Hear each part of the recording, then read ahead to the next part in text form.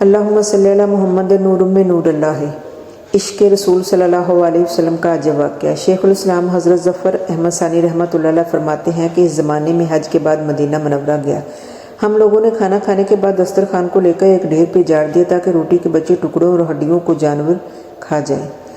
थोड़ी देर के बाद जब मैं अपने कमरे से बाहर निकला तो ये देख कर हैरान रह गया कि एक खूबसूरत 9 साल का बच्चा इन टुकड़ों को चुन चुन कर खा रहा है।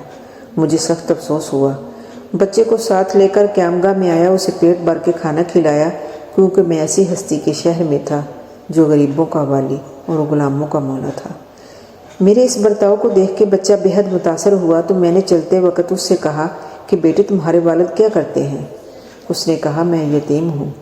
मैंने कहा कि बेटे मेरे साथ हिंदुस्तान चलो, वहाँ तुमको अच्छे खाने खिलाऊँगा, उम्दा उम्दा कपड़े पहनाऊँगा, अपने मदरसे में तालीम दूँगा। जब तुम आलम फाजिल हो जाओगे तो मैं खुद तुमको यहाँ लेकर आऊँगा और तुम्हें तुम्हारी वालदा के सुपुर्द कर दूँगा। तुम जाओ, अपनी वालदा से इजाज़त लेके आओ। लड़का बहुत खुश हुआ और वो उछलता कूदता अपनी वालदा के पास गया और बेचारी बेवा दूसरे बच्चों के अखराजात से पहले ही परेशान थी। उसने फ़ौरन इजाज़त दे दी। बच्चा दौड़ता हुआ आया और मौलाना को बताया कि मैं आपके शहर जाऊँगा। मेरी माँ ने इजाज़त दे दी है। फिर पूछने लगे आपके शहर में चने मिलते हैं? मौलाना आसमानी ने बताया कि ये सारी चीज़ें वाफर मकदार में तुम्हें मिलेंगी।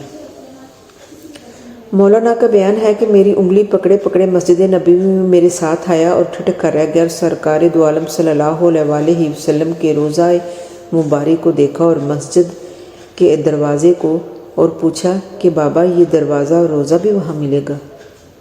तो मैंने उससे कहा कि बेटा अगर ये वहाँ मिल जाता तो मैं यहाँ क्यों आता? लड़के के चेहरे का रंग बदल गया और मेरी उंगली छोड़ दी। बाबा तुम जाओ, अगर ये नहीं मिलेगा तो मैं हरगिज़ इस दरवाज़े को छोड़ के नहीं जाऊंगा। भूखा रहूँगा, प्यासा रहूँगा। इस दरवाज़े को देख के मैं अपनी भूख और प्यास बुझाता रहूँगा जिस तरह आज तक बुझाता रहा हूँ।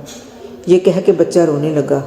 उसके इश्क को देखकर मैं भी रोने लग गया। आइए हम सब मिलके अपने नबी पे लाखों करोड़ों दुरूद व सलाम भेजें। अल्लाह पाक हमें हमारे प्यारे नबी के बताए हुए तरीक़ों पे चलने की तौफीक अता फरमाए। आमीन या रब्बुल आलमीन।